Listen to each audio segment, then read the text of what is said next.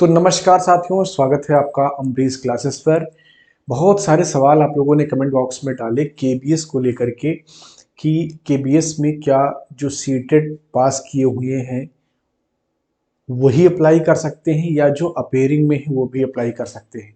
क्योंकि इससे पहले जो 2018 में वैकेंसी केबीएस की आई थी उसमें अपेयरिंग वालों को मौका दिया गया था। तो क्या इस बार अपेयरिंग वालों को मौका मिलेगा कि नहीं मिलेगा, इस वीडियो में हम सबसे आखिर में उस पर बात करेंगे, ठीक है ना। उससे पहले हमें बात क्या करना है, एज लिमिट पर, क्योंकि यहाँ पर वेरियस वैकेंसीज आई हैं। लेकिन चूंकि यहाँ पर हम प्रिंसिपल और जो कमिश्नर की वैकेंसी है और जो तमाम वैकेंसी उस पर हमें बात नहीं करना है, हम केवल शिक्षक भर्ती पर ही बात करेंगे। तो हम पीआरटी, टीजीटी और पीजीटी पर बात करेंगे। तो उनकी एज लिमिट क्या है इस पर हम बातचीत करेंगे, ठीक है ना। और कैटेगरी वाइज एज लिमिट क्या है इस पर बात करेंगे। इसके अलावा परीक्षा का मोड क्या होगा, क्या वो ऑनलाइन होगा या ऑफलाइन होगा। इसके अलावा क्या निगेटिव मार्किंग होगा या नहीं होगा। ये कुछ महत्वपूर्ण प्रश्न है जिनके आंसर स्टूडेंट नहीं खोज पा रहे हैं। कई बार क्या होता है कि जो नोटिफिकेशन में बातें लिखी होती हैं कोई दूसरे लैंग्वेज में नहीं है, फारसी भाषा में नहीं लिखा हुआ है, लेकिन जो लिखावट होता है सरकारी तंत्र का, सामान्य स्टूडेंट उसको नहीं समझ पाते हैं। बाकी ये सारी चीज़ें नोटिफिकेशन में लिखी हुई हैं, आप भी पढ़ सकते हैं। मैं थोड़ा सा इसको एक्सप्लेन कर देता हूँ ताकि आप लोगों को आसानी से समझ में आ जाए। तो मैं इस वीडियो को स्टार्ट करूँ उससे पहले आप सबको बता दूं कि ये हमारा एक नया प्लेटफॉर्म है, अमरीज क्लासेस फॉर ऑनलाइन एजुकेशन, जहाँ पर हम समस्त परीक्षाओं की तैयारी कराएंगे। मैं, मेरे साथ और भी कई अध्यापक, यहाँ पर आपको लगभग सभी विषयों की टीजीटी परीक्षाओं की तैयारी कराई जाएगी। जल्द ही सबके क्लासेस स्टार्ट होंगे। इसके अलावा केबीएस की पूरी तैयारी हम लोग करेंगे। और क्लासेस ही नहीं, अगर आपको नोट्स चाहिए तो नोट्स भी आपको मिलेगा। आपके घर पर बाई कोरियर उसको भी पहुंचाया जाएगा और बहुत ही नाम मात्र की फीस में। तो वो सारी जानकारी धीरे धीरे आपको मिलती रहेगी। बस करना क्या है, आपको चैनल को सब्सक्राइब करके बेल आइकन को प्रेस कर लेना है ताकि कोई भी नोटिफिकेशन अगर दिया जाए तो वो आपसे मिस ना हो, ठीक है ना। चलिए अब विलंब नहीं करते हैं और एक एक मुद्दे पर बात करते हैं। सबसे आखिर में बात करेंगे सीटेट वालों पर। सबसे पहले हम बात करते हैं केबीएस में एज लिमिट पर कि केबीएस में एज लिमिट क्या है, ठीक है ना। केबीएस में एज लिमिट पर हम सबसे पहले बात करेंगे, ठीक है ना। एज लिमिट,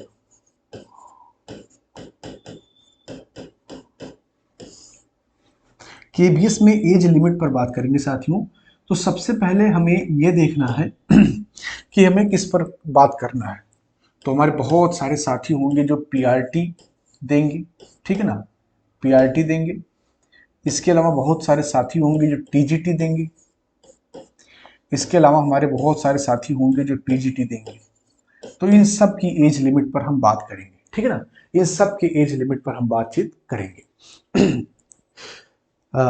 जिन मुद्दों को मैंने इस वीडियो में लिया है डिस्कस करने के लिए, इसके अलावा अगर कुछ बच जाता है, आपके कोई सवाल रह जाते हैं, तो आप लोग कमेंट बॉक्स में उसको छोड़ देना, उस पर भी मैं वीडियो बना दूंगा, ठीक है ना।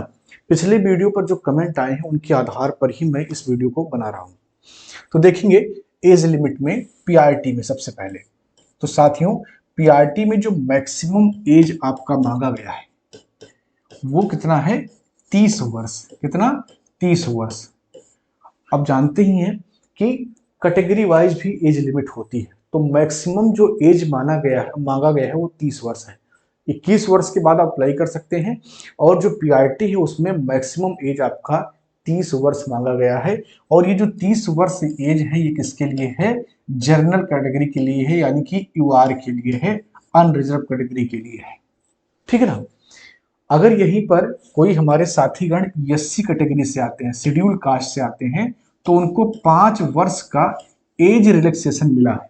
5 वर्ष का एज रिलैक्सेशन दिया गया है, यानी कि वह महोदय 35 वर्ष तक अप्लाई कर सकते हैं। 35 वर्ष तक वो अप्लाई कर सकते हैं, ठीक है ना। अगर कोई साथी जो है ओबीसी कैटेगरी से हैं, ओबीसी कैटेगरी से हैं, तो ओबीसी कैटेगरी में 3 वर्ष का एज रिलैक्सेशन दिया गया है। तो चूंकि यहाँ पर हमने 5 ऐड किया था, अब अगर 3 ऐड करना हो तो यहाँ से 2 घटा देंगे, यानी कि 33 वर्ष तक हमारे जो ओबीसी साथीगण हैं वो अप्लाई कर सकते हैं पीआरटी में, ठीक है ना। अब इससे भी भयंकर छूट मिलने जा रहा है किसको, महिलाओं को, बहनों को, ठीक है ना। तो महिलाओं को 10 वर्ष का, ठीक है ना, तो जो फीमेल हैं उनको 10 वर्ष का, कितना 10 वर्ष का छूट मिल रहा है। तो 30 में अगर हमें 10 जोड़ना है तो हम 33 में 7 जोड़ देते हैं, ये 10 कंप्लीट हो जाएगा। तो जो महिलाएं हैं वो 40 वर्ष तक अप्लाई कर सकती हैं, ठीक है ना। 40 वर्ष तक महिलाएं अप्लाई कर सकती हैं। तो ये है पीआरटी में एज लिमिट, ठीक है ना। पीआरटी में एज लिमिट क्या है, पुरुष सामान्य के लिए 30 वर्ष, शेड्यूल्ड कास्ट अगर कोई है तो 35 वर्ष पुरुष के लिए, पुरुष ओबीसी के लिए 33 वर्ष, और महिलाओं के लिए किसी भी कैटेगरी में हो, जनरल हो, ओबीसी हो, एससी हो, किसी भी कैटेगरी में हो, तो उनको 40 वर्ष तक मौका दिया जाएगा फॉर्म भरने का। ये बात हो गई किसकी, पीआरटी की। अब बात करते हैं टीजीटी की, तो इसको पहले रिमूव कर दें।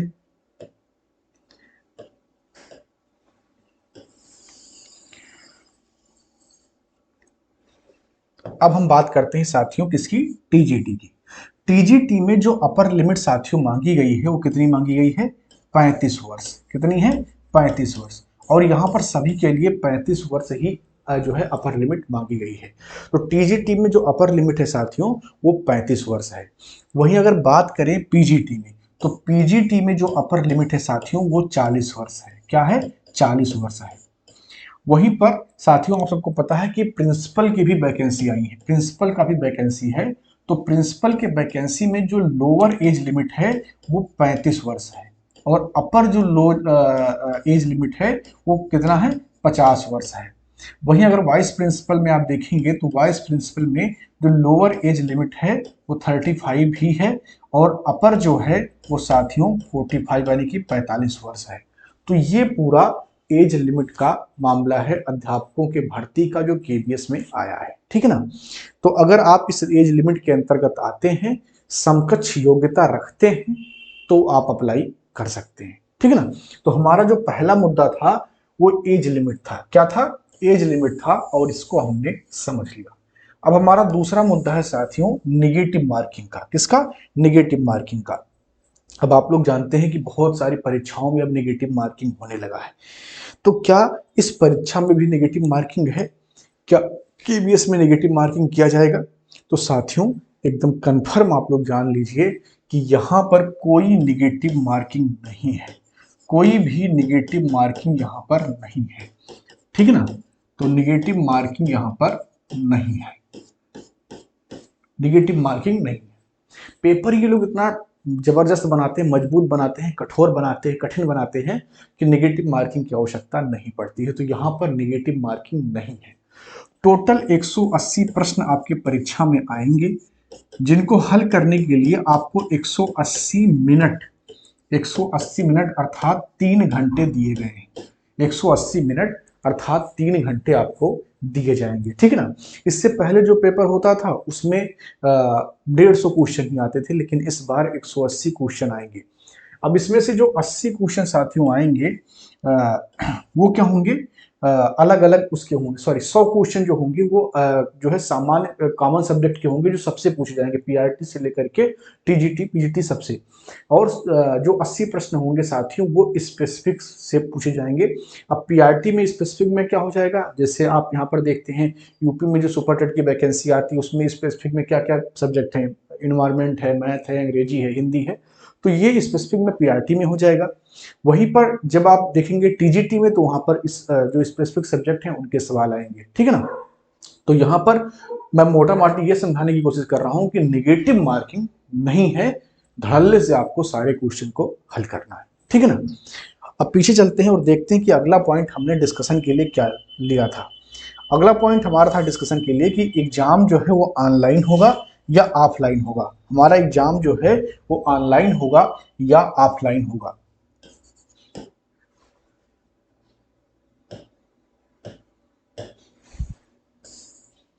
तो हमारा जो एग्जाम है साथियों वो ऑफलाइन होगा या ऑनलाइन होगा।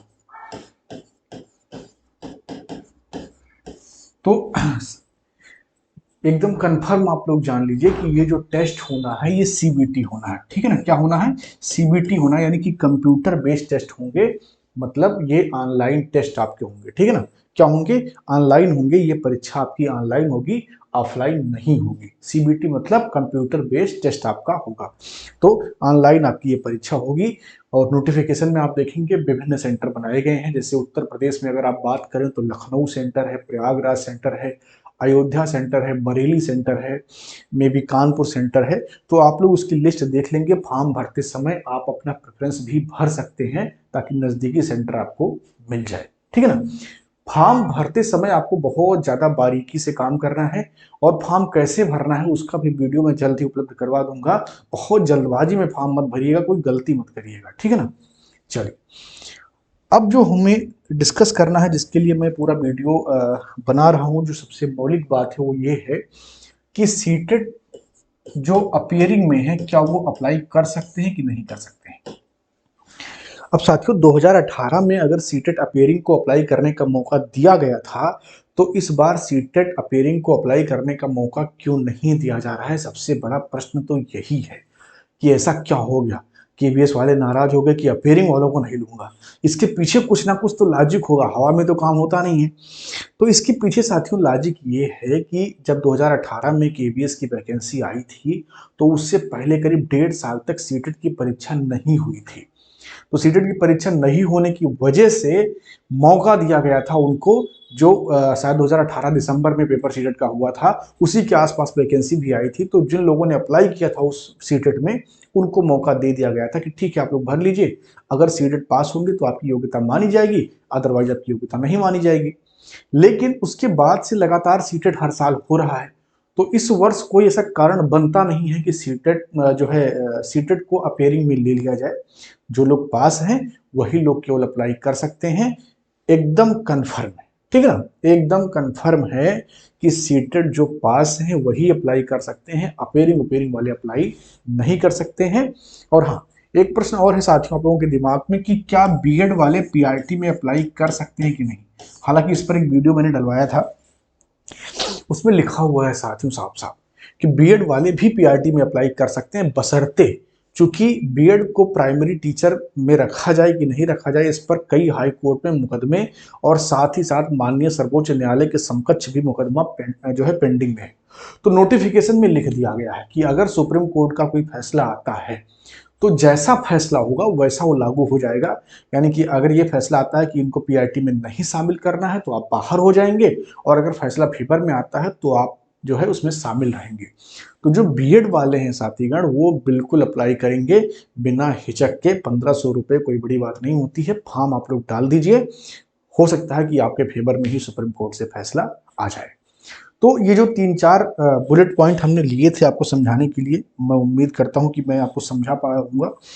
अगर इसके अलावा भी कुछ सवाल आपके बच गए हैं जो बेसिक हैं, तो आपको कमेंट बॉक्स में लिख देना, उस पर भी मैं वीडियो बना करके चीज़ें आपको समझा दूंगा, ठीक है ना। बाकी आप लोग इस चैनल को सब्सक्राइब कर लीजिए अगर पहली बार वीडियो को देख रहे हैं। बेल आइकन को प्रेस कर लीजिए ताकि सभी नोटिफिकेशन आपको मिल पाए। बहुत जल्द ही केबीएस टीजीटी आर्ट एजुकेशन का एक नया बैच स्टार्ट होने वाला है, जो मैं खुद ही पढ़ाऊंगा। इसके अलावा बहुत सारे और भी वेरियस कोर्सेज यहाँ पर लॉन्च होने वाले हैं, जिसमें हम केबीएस की पूरी तैयारी कराएंगे और अन्य सब्जेक्ट के टीजीटी पीजीटी यूपी और केबीएस, इन सब की तैयारी और कंप्लीट नोट्स आपको मिलेंगे। तो इसलिए आप सभी लोग चैनल को सब्सक्राइब करके बेल आइकन को प्रेस कर लीजिए ताकि अपडेट आपको मिलता रहे। बाकी इस वीडियो को आप अगर पसंद करते हैं, आपको लगा कि आपके लिए कुछ खबर थी इसमें, तो लाइक कर दीजिएगा और अपना राय भी कमेंट बॉक्स में जरूर लिखिएगा। बहुत बहुत धन्यवाद।